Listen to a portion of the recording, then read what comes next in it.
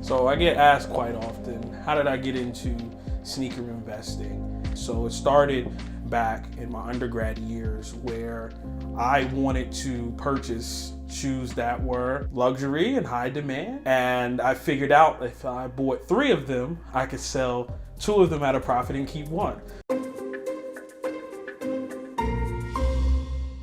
Sneaker investing is really creating wealth through the value growth of sneakers and using time as a key asset. That varies differently than reselling, which you'll hear a lot of. And reselling is purchasing, buying low, selling high. If I had to transform it to another market, you could compare it to flipping houses as reselling, and investing is developing. So 17 years later, I am in north of managed assets of 500K, over 500 pairs. The highest value shoe within my portfolio right now is Nike Air Yeezy, retail value of $215.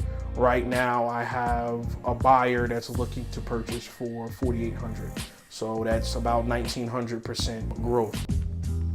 Once the supply is removed out of the first market, the demand will increase. That's where the value gets created. And understanding these factors caused me to transform from a sneakerhead into an investor, or understanding what I call out of my playbook are the 3 A's that really drive the sneaker market, which are access, authenticity, and acquisition. Thinking about strategy, again, after we determine those factors and do research and have data behind them, you can look at the different strategies. So you have your buy, sell, hold strategy, and then you also have something called swap. Really unique to sneaker investing is the hold strategy. Hold is based on time and projection of value growth. Understanding that this shoe is so limited that I know the value is gonna go up.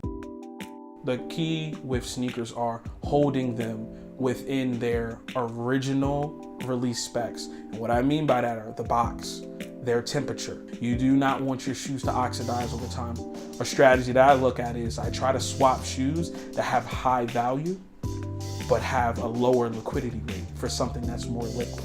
Because ultimately what I want to do is I want to make sure that the assets, specifically sneakers, are liquid. I use certain data sources. For example, a celebrity tweeting something. How many retweets does it get within the day of the release? What is the reaction to the public when they see the actual sample of the shoe? What do we see people searching for on eBay? What does that shoe sell for? What is the consumer willing to pay just to have early access? It's pretty much using the data and hoping that the data in history will repeat itself. 20 years from now, where I see sneaker investing is them actually being managed like mutual funds. There being more individuals like myself that are certified financial footwear advisors, where you're looking at managing assets that are not securities, but appreciate over time. The thing about sneaker investing is it allows you to show off your portfolio. To me personally, it's one of the coolest portfolios you can have.